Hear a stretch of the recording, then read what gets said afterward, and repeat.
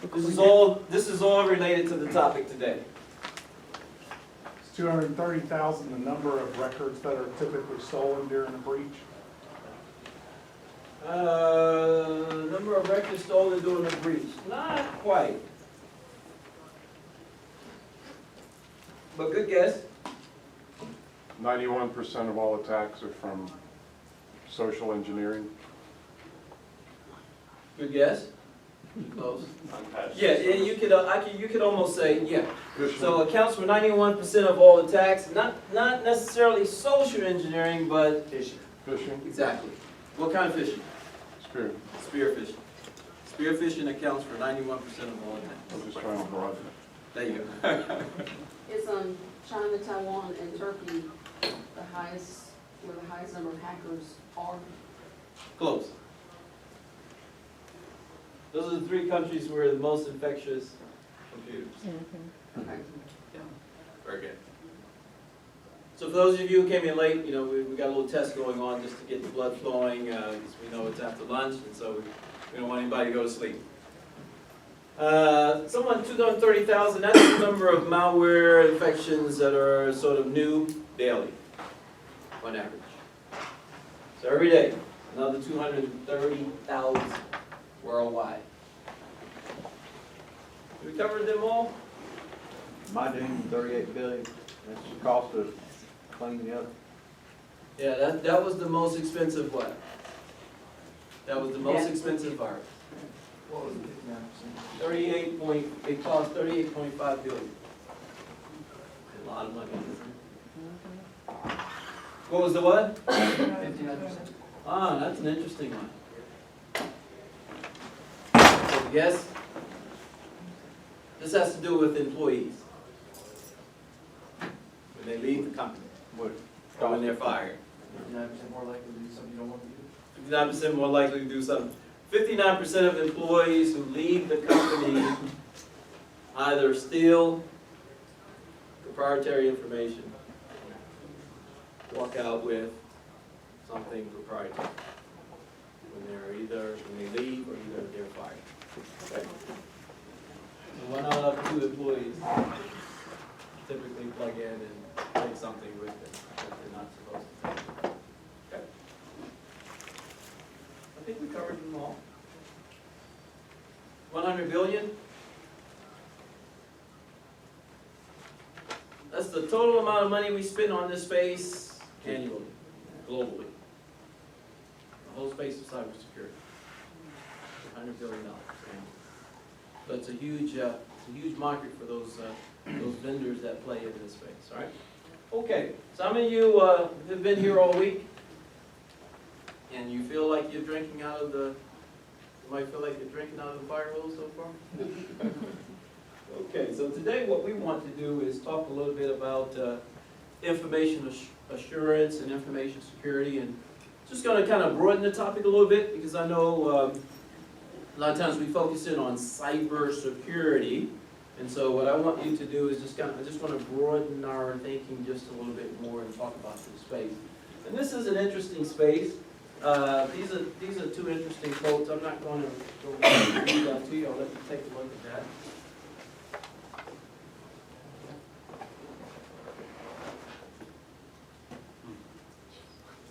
So it's not a good feeling, right, when you read that kind of stuff, right? And we know that, as I said before, cyber intrusions are a fact of life. I could have gotten any more logos on the chart. I would have put a ton more. But we're filling up the chart with company after company. And if you look at the amount of confidential information that's being released, it's not hundreds of records. It's typically millions of either credit card information or what else. A lot of stuff is being released out there today, and as our president said, this is becoming really the #1 priority for the nation. Okay. And you heard me say before, these targeted types of attacks, they are hard to detect. And typically, as I said before, typically, you know, this kind of stuff lives in your environment a long time before you even know something's gone wrong. And, you know, the other scary thing is that most of the time, almost 70% of the time, you don't find out. It's someone who tells you something has gone wrong from an external entity, right? Which is even more embarrassing. Someone on the outside tells you that, hey, what's going on? I'm receiving this, or I'm getting that, or you know, I'm seeing exposure. That can be very embarrassing for an organization. So, as I said before, we want to spend just a little bit of time talking about information assurance and information security. Just want to give you a real sort of 50,000-foot level, kind of expand our thinking a little bit more as we talk about this space. So before I get into this, let me ask, how many of you that are here today work directly with information security? So, okay, all right, so about a handful. And I guess for the rest of us is informational, right? Trying to broaden our knowledge, kind of what's going on in the space. So I think I have a good mix of both. All right, so let's get into information assurance. So when we talk about information assurance, essentially we're talking about managing what? Data. Information-related risk, okay? Which is a lot different now from when you say, my focus is cybersecurity. Now, those of you who work in security, would you agree with that or not? I can see some thinking like, well, okay, let me think about this. So when you're managing cybersecurity, are you managing risk? Absolutely, right? But information assurance, as you'll see in the charts, we're talking about a lot more risk than just cyber risk. Think when you hear the term cybersecurity, think of computer security. Okay. So we're talking about managing information-related risks, and these are sort of the elements of information assurance. And unfortunately, we don't have time to talk about each of these areas today, but you know, you're typically talking about things like governance. Do you have a governance process in place? So for those of you who are managing security today, do you have a governance process in place? Governance meaning what? Some of you working in the area of security, what do we mean by governance? So what happens if you have an attack? What's the first thing you're gonna do? You find out, you know, you get a text on your phone, you're at a conference, somebody texts you and says, our tax department just found out they released 50,000 credit card numbers. What you gonna do? How many of you do online?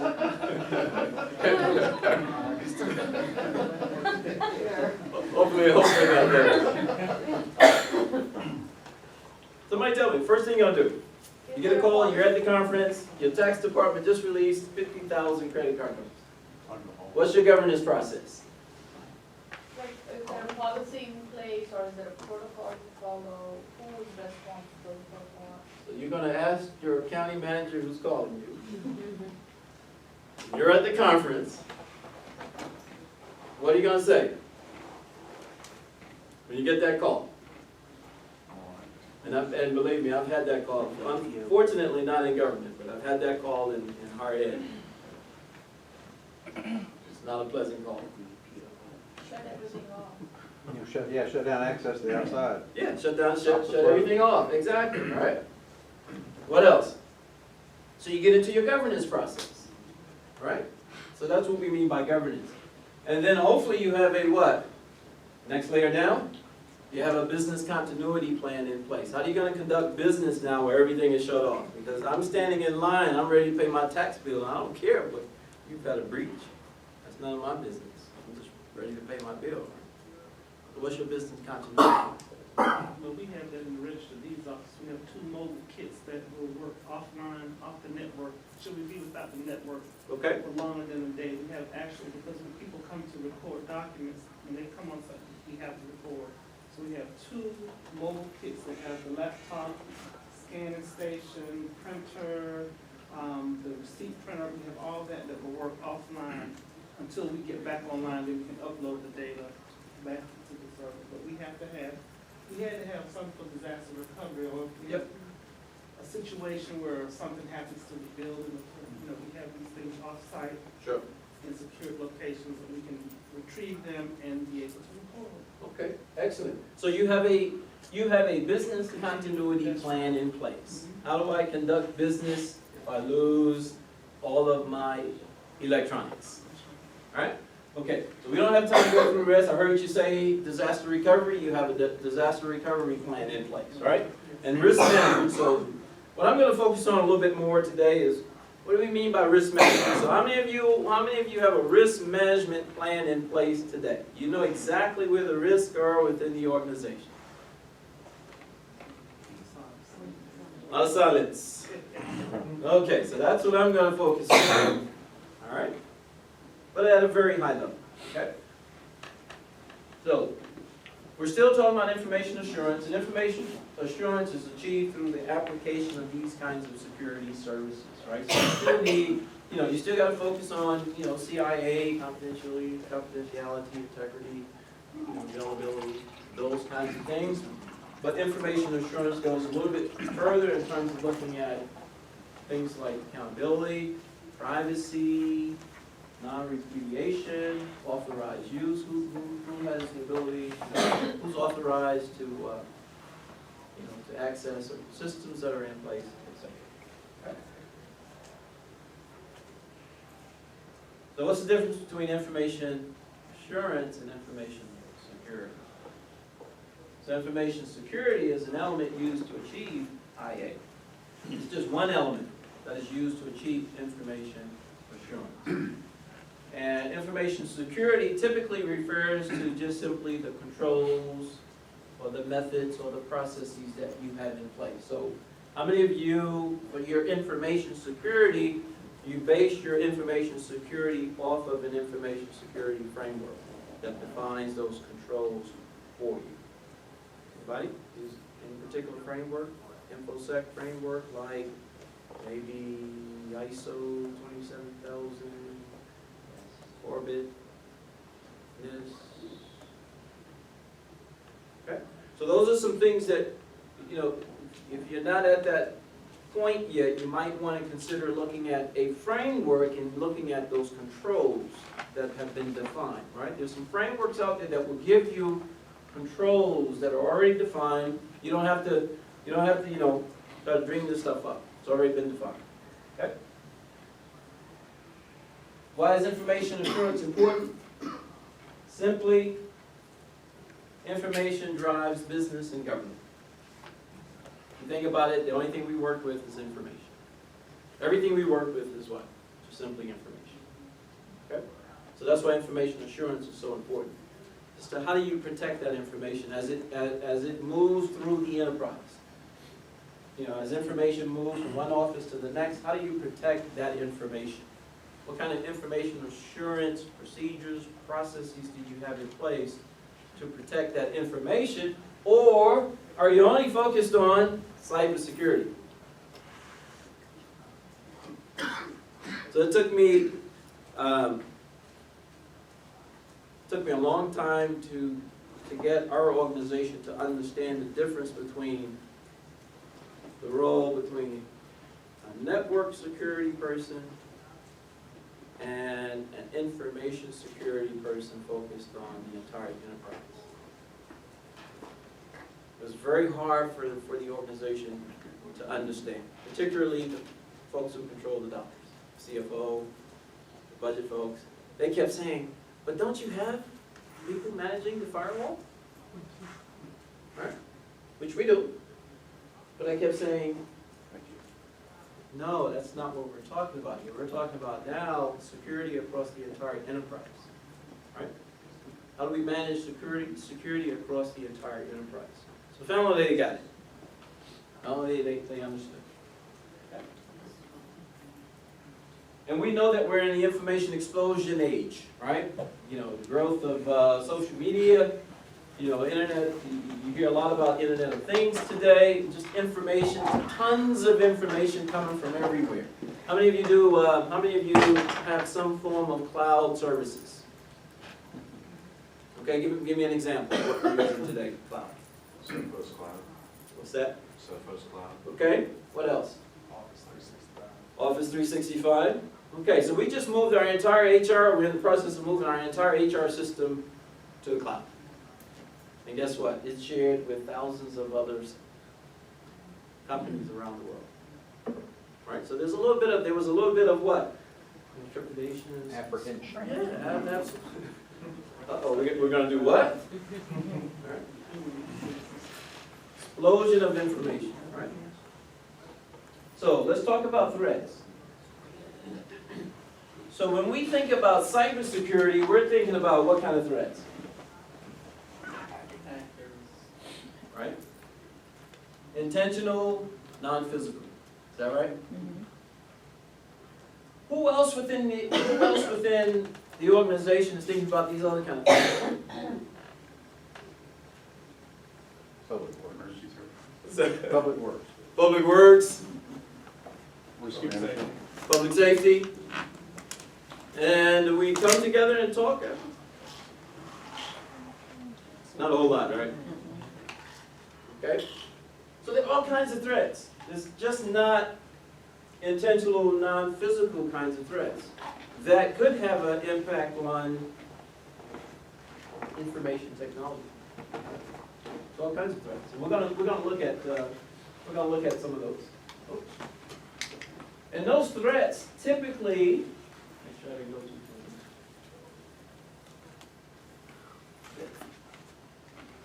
far. So those threats typically put challenges on the operation mission of the organization, right? What's an example of a threat that would put a challenge on your operations mission? Power outage. Power outage, exactly, right? So that would put stress on the business, right? Something simple as, and that could be disruptive. So, let's talk about some of those challenges to the operations mission. So we talked about these kinds of the threats on the left, you know, natural or man-made, accidental or intentional. What about the accidental or intentional? What's an example of an accidental? Cable cut. Cable cut, exactly. Backhoe, right? And that puts stress on what? Could be all those things on the right-hand side, right? And so this is one method of beginning to do risk management. Is to begin to look at the things on the left and ask yourself, what's at risk on the right if it happens? Okay? This is no more than what an insurance company would do if you decided to say, well, I think I'm going to invest in something called cyber insurance, right? They want to know exactly these things on the left, what stress is going to put on the things on the right. Okay? And these are some examples. How many of you saw this one yesterday? So this puts stress on what? On individuals, right? This was a intentional, non-physical threat that puts stress on all of us who might be,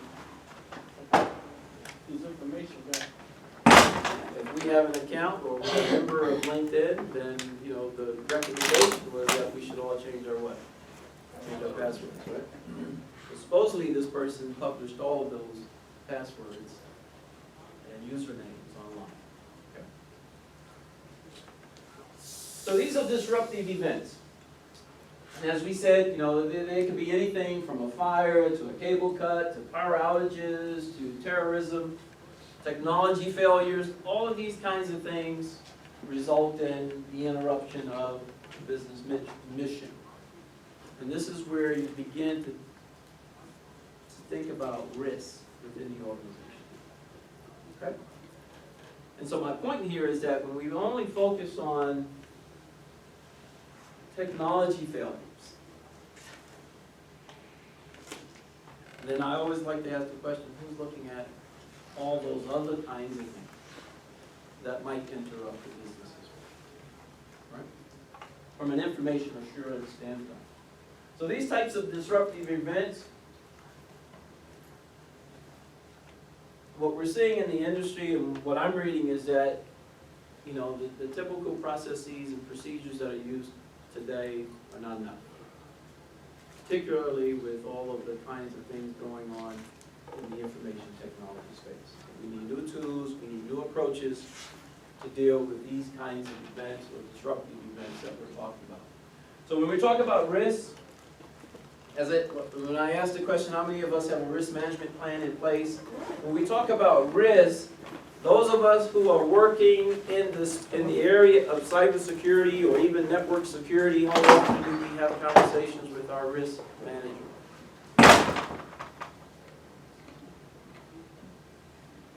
And if we don't, that needs to come together, right? Hand in hand.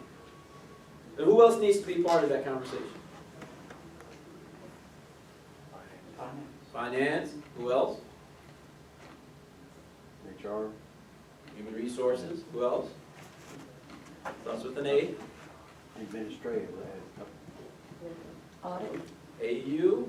audit, Audit, right? Your audit office needs to be part of that conversation as well. Typically, they're the ones who are giving you these documents to fill out, to look for what? To do an assessment on your risk posture, right? Have you identified certain risks? How have you prioritized certain risks? What's your mitigation strategy? Do we accept the risk? Do you have a plan in place to deal with the risk? Okay. And when we talk about enterprise risk management, there's a lot of risk within the enterprise. And I'm not necessarily talking about all of the risks. I'm just strictly focusing in now on something called operational risk. Okay? The ones that we deal with in the information technology organization. Those operational risks. And so, what the industry is saying today is that really when we talk about cybersecurity, information security, that it really is an operational risk management activity. Okay? It really is about identifying those risks within the organization and how do you handle those risks? How do you mitigate those risks? Because when you start talking to the executives within government, a lot of times they like to talk about what? They like to approach it from the standpoint of risk and the consequences of that risk maturing. It's a better conversation to say, I've identified a risk, here are the consequences of that risk happening, and here's what it's going to cost to mitigate that risk. Nowhere in that conversation did I have a what kind of discussion? I didn't have a technical conversation. I had a risk-based conversation, all based around risk to the organization, right? So when we talk about operational kinds of risks, these are the kinds of activities, just examples. Things like managing firewall rule sets. That's an operational activity, and it has risk associated with it, right? Okay? Confirming identity and privileges.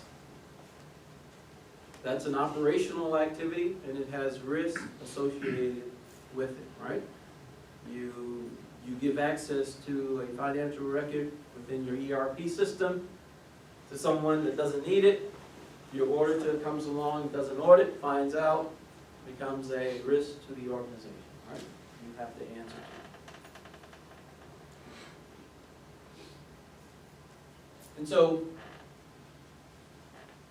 the whole aim of this conversation is how do we manage operational risks? That's the whole intent here. So how do we manage these operational risks within the organization? So what I'm doing today is really kind of putting information security in the context of a risk conversation. And that's why it's so important to have, or to link with your risk manager within the organization, okay? Because it's sometimes it's better when you go forward for funding. Let's say you need to upgrade your firewall. Why might you need to upgrade a firewall? Latest and greatest threats, right? Now, put that in the form of a risk conversation. In other words, you're not going to go to the CFO and say, I need $100,000 to upgrade our firewall. You would reverse it and say what? Put it in the context of a risk How much conversation. it costs to not mitigate? Exactly. How much it would cost the organization to not mitigate those risks associated with letting those new So they're actually saving money. saving money. Exactly. You can put it in the context of saving money. It's a better discussion. Okay. So when we talk about operational risk, there's 4 categories, and you really want to focus in on them. And those 4 categories are centered around the actions of people, systems and technology failures, failed internal processes, and external events. Now, there's a whole taxonomy around these 4 categories, and if anyone's interested in looking at that taxonomy, it's a document on the CERT, C-E-R-T. You go to CERT, look up, or just Google CERT taxonomy, operational risk. It will lay out these 4 categories for you and help you to identify what are some common kinds of things in each of these 4 subcategories. Now, out of the 4, which one is the number 1 threat to cybersecurity? People. Actions of people. Right? Matter of fact, most cyber security threats or compromises are as a result of what? People. Right? So Forbes was hacked. They did a study. So Forbes was hacked. Their entire database was taken over. Some company over Syria. They did a 30 days later, they did a check to see what were the passwords of people after the hack 30 days later. I actually have a chart. I didn't put it in here. What do you think the passwords of most folks was 30 days later? Password 1, Forbes 1, 2, 3, 4. I mean, there were most of the passwords. They weren't even a combination of uppercase and lowercase letters. This is 30 days after a hack. The actions of people. So this is a critical one. The actions of people.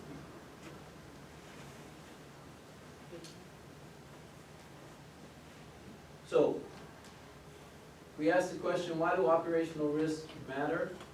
And a big one is reputation and image. All right? Is this a big one for your government, reputation and image? Does it matter? Sure. Sure is. Affects business, right? So these are just some regulatory compliance fines and legal penalties. If we're not careful in looking at all of the risks. And again, what I'm trying to get us to do, and at least for some of us, is to begin to broaden our thinking beyond this is just as our organization thought. They thought, oh, this is just the 2 guys who are working in the network security space. Those 2 guys you have who are doing network security, managing the firewalls, they're covering all risks for Durham County government. And I had to say, no, time out. They're just only looking at a very small piece of the pie, right? Very, very small piece of the pie. There are other kinds of risks that we have to be careful and we have to manage. not just networking and cybersecurity kinds of things. Okay? So when we talk about risk management, you heard me say, how many of us have a risk management plan? We should also have risk governance, all right? And so if we identify a risk within the organization, how do we deal with that risk across the organization? Is it IT's job to develop a process and procedure to deal with a risk? I would say the answer is absolutely no. Big N-O. Matter of fact, the risk governance should come from where? It should come from the business side of the house, right? We should define our risk environment. What do we mean by that? So I give you an example. So I walk into our finance department. First thing I see is maybe 6 feet away from the door is a file cabinet. And on the big label that says payroll. And it's not key. And it's not keyed. And anyone from the street, by the way, can ride on the elevator all the way up and walk through the same door that I came. And I go, okay, this is not good. That's a risk, right? To have information like that is a public place. You can just get on the elevator, go up to the 4th floor. No. I'm sure we're unique in that capacity. None of you all probably have anything like that. So anyway, there are a lot of risk management frameworks out there. Again, the only reason why I put some of that on the chart is just simply to say we don't have to start from ground zero. There are frameworks out there that lays at least gives us a template to begin to work with our risk manager to fill out that template on what are the risks that we need to address within the organization. Because some of these kinds of risks that I'm talking about, again, I want to stress, you can still get that call and it has nothing to do with the network. You can still get a call from your county or city manager regarding what I call risk infraction. It has nothing to do with your network. What's an example of that? How many of you have an insider threat program? Take USB drives, taking data out that way. Exactly. I'll give you a great example of how I probably could hack most of our networks. So we have Board of County Commissioner meetings.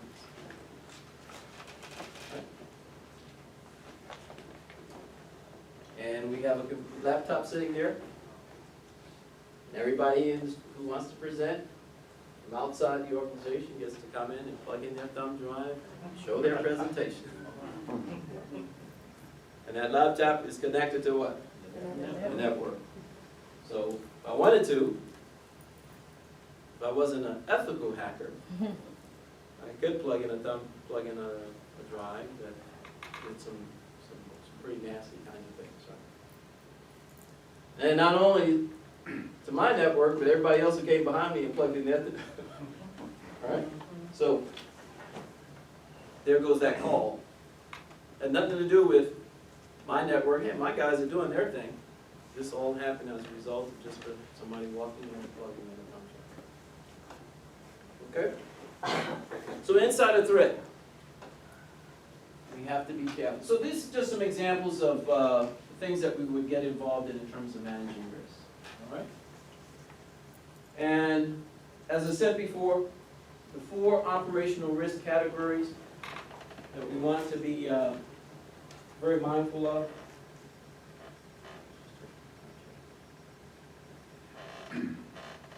And these are the 4 categories that the taxonomy talks about, the actions of people. So the taxonomy lays out, again, a framework to look at these 4 categories of operational cybersecurity.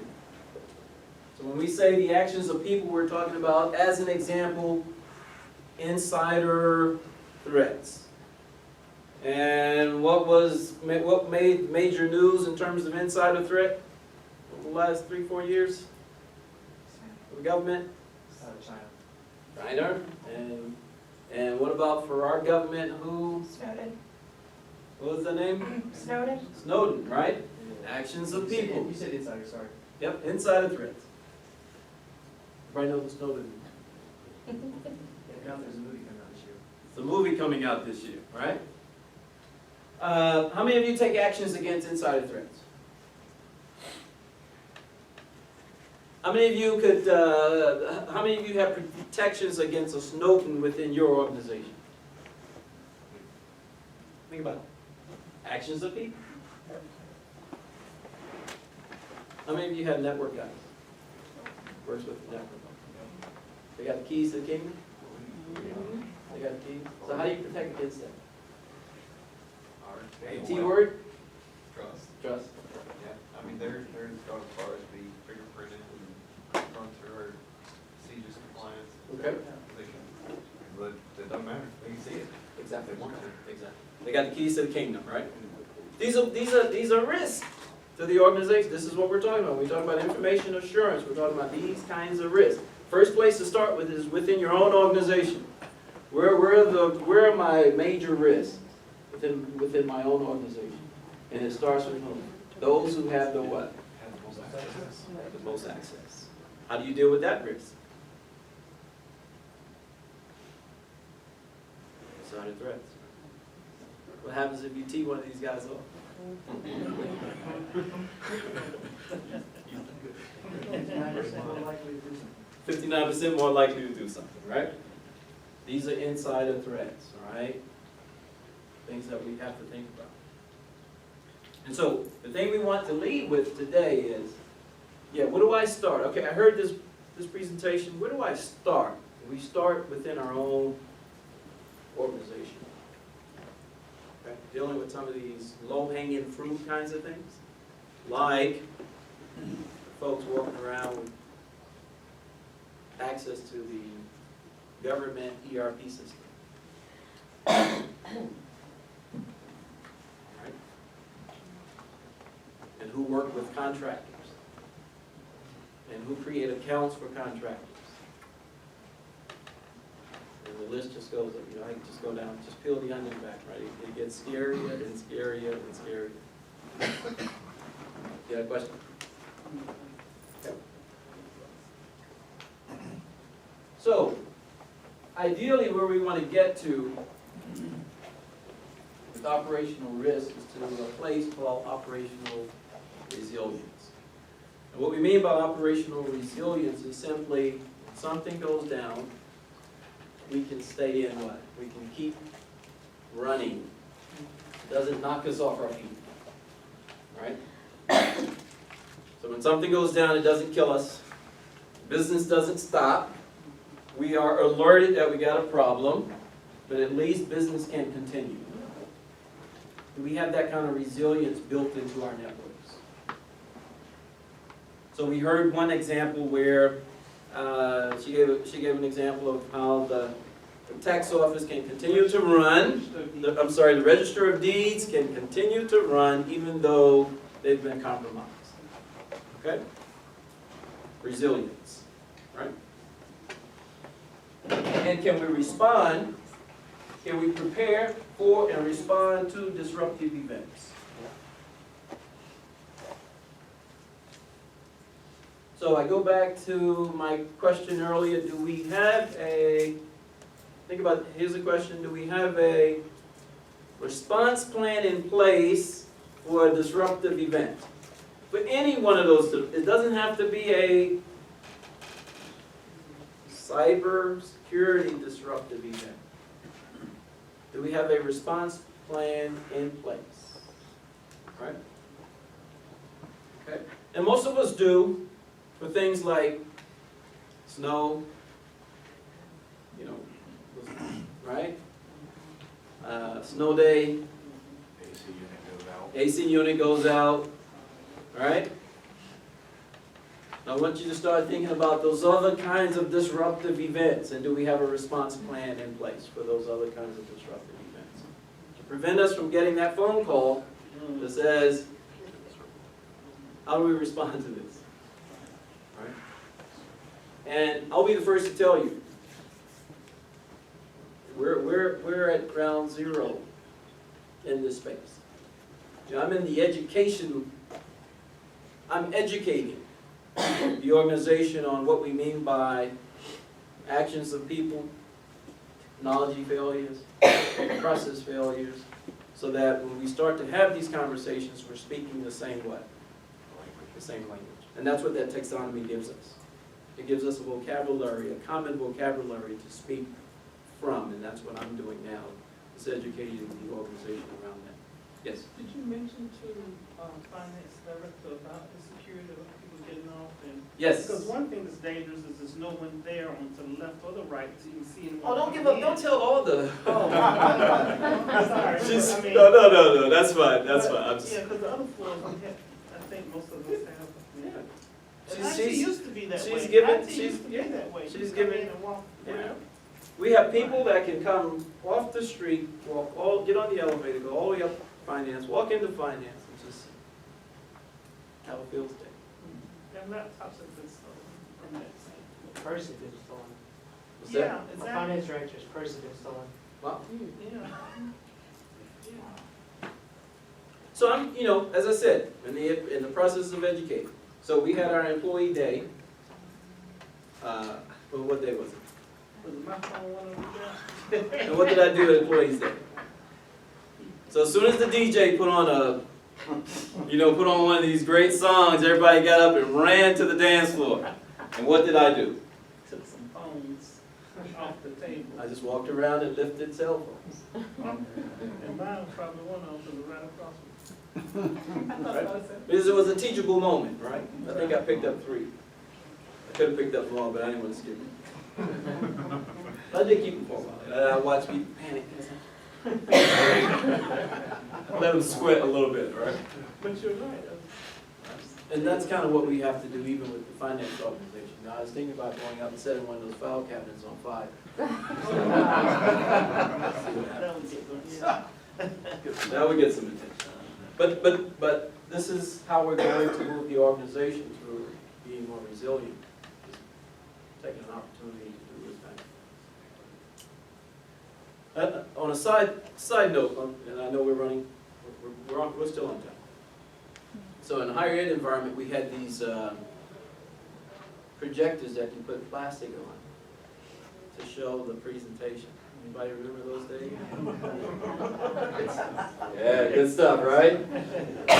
And when we started talking about upgrading to, putting an LCD in the ceiling and a laptop, the faculty members, they just started panicking. It's like, no, no way we're going to do that. What do you think we had? We had to be very disruptive.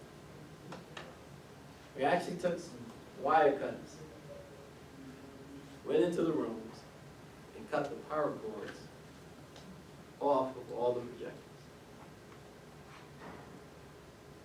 That was very disruptive, right? Ethical hacker, right? Ethical. I was looking at this unplugged it before you.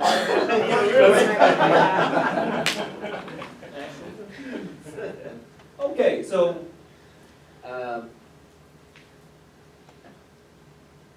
again, just wrapping up this thing about information assurance.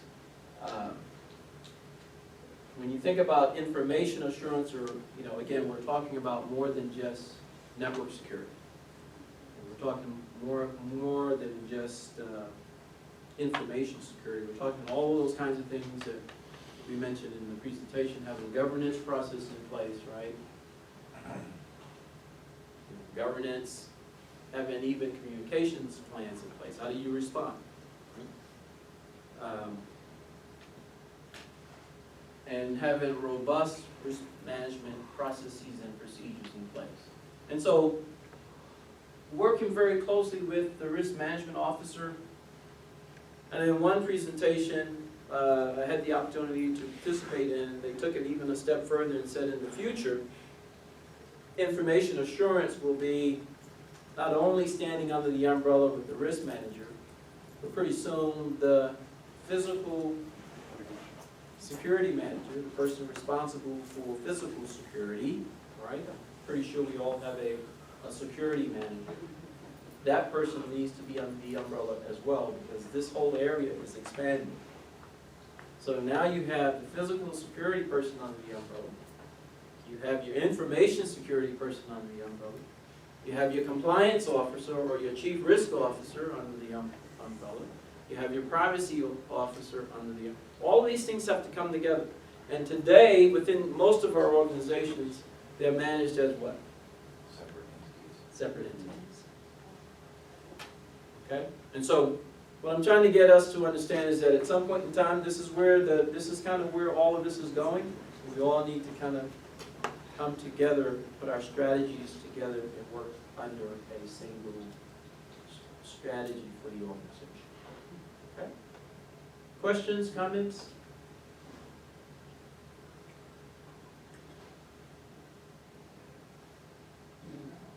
Thoughts? Just create a lot more work. Yeah. Just some things to think about, right? Not necessarily work, but give some thought to, right, as we think about this space, right? As I said before, you know, this is a marathon. It's not a I can get back to the office and do this in a week, right? This takes time, right? It takes education. It takes a plan. You need a framework that you're going to work to, right? And you need to treat it like a project. Isn't it really hard to really secure data or information with all the social media and paying bills online and the cloud? I mean, it's just like it's just never ending. You're constantly trying to pack it back into security when it's all over the place. I mean, I just think about some of these breaches with some of these social media and children's information and sexting or whatever they're sending on. It's all, I mean, this is, you know, not only here, it's other countries. This is, and they say once it's out there, it's really hard, as they say, to get it back. You know, I mean, you might secure it at some point, but then somebody else has dispersed it from their point of. Yeah, I'll give you a great example of what you're talking about, right? So the question was asked, how do you keep your IT director or CIO out of the newspaper? It's a tough one, right? Because some things you can't control. I'll give you a great example. So our chief security person for the United States government, can't think of the name, I'm just losing it. Anyway, his personal information was hacked. Now, here's how it was hacked. He had nothing, absolutely, he did everything right? He's President Obama's right-hand person. So he's, you know, everything is tight, right? A 17-year-old walks into the Verizon store, has a conversation with the Verizon employee. He pretends to be his son. And I forgot my password. Can you help me get into my dad's account? And what did the Verizon employee agree to do? Sure, I can help you.